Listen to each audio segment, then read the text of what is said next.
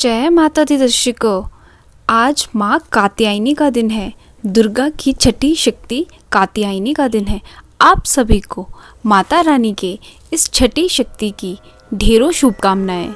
आपके घरों में सुख शांति बनी रहे।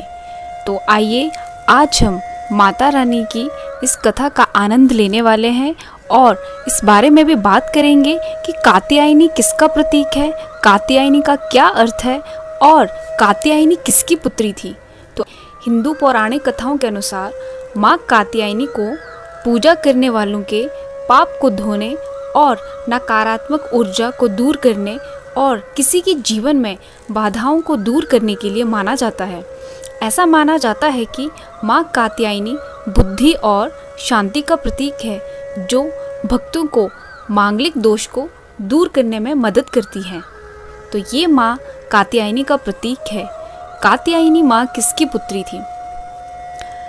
माना जाता है कि कात्यायनी ऋषि कात्ययन की पुत्री ही कात्यायनी थी। यह नव दुर्गा में से एक देवी कात्यायनी है। देवी कात्यायनी की पूजा क्यों की जाती है?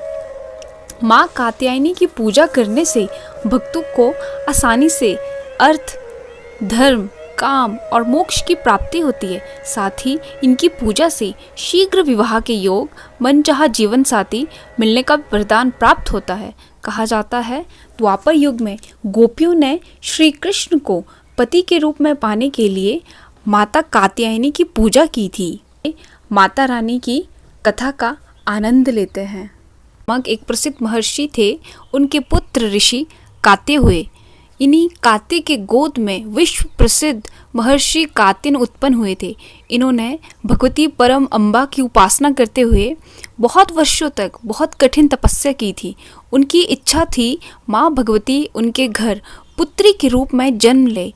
माँ भगवती ने उनकी और प्रार्थना स्वीकार कर ली।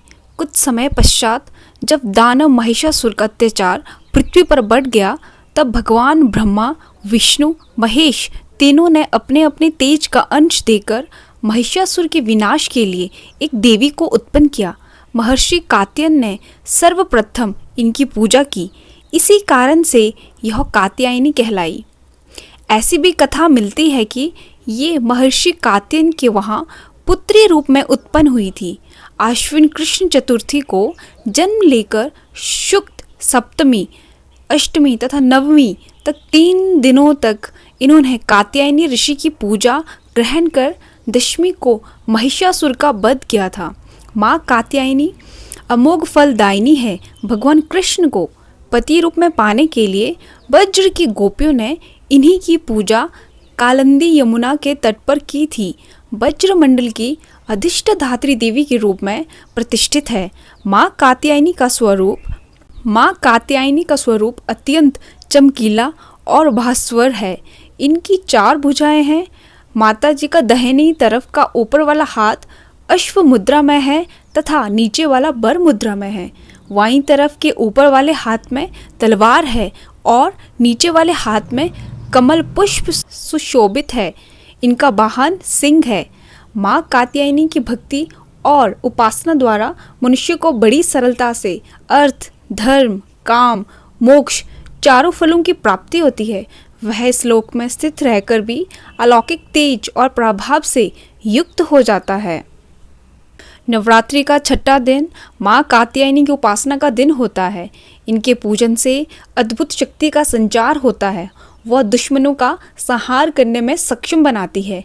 इनका ध्यान गोधली बेला में करना होता है। प्रत्येक सर्वसाधारण के लिए आराधना योग्य यह श्लोक सरल और स्पष्ट है। माँ जगदम्बा की भक्ति पाने के लिए इसे कंठस्थ कर नवरात्रि में छठे दिन इसका जाप करना चाहिए। या देवी सर्वभूतेषु शक्ति रूपेण संस्थिता नमस्तस्यै नमस्तस्यै नमस्तस्यै नमो नमः। इसका अर्थ है, हे माँ सर्वत्र विराजमान और शक्ति रूपिणी प्रसिद्ध अम्बे, आपको मेरा बार बार प्रणाम है या मैं आपकी बारंबार प्रणाम करता हूँ। इसके अतिरिक्त जिन कन्याओं के विवाह में विलंब हो रहा है, उन्हें इस दिन माँ कात्यायनी की उपासना अवश्य करनी चाहिए, जिससे उन्हें मनोवांछित वर की प्राप्ति होती है। माँ को सच्चे मन से याद करता है जो कोई भी माँ को सच्चे मन से याद करता है उसके रोग शोक संताप भय आदि सर्वथा विनष्ट हो जाते हैं। उन्हें जन्मों जन्मांतर के पाप का विनष्ट करने के लिए माँ की शरणागत होकर उनकी पूजा और उपासना के लिए तत्पर होना चाहिए।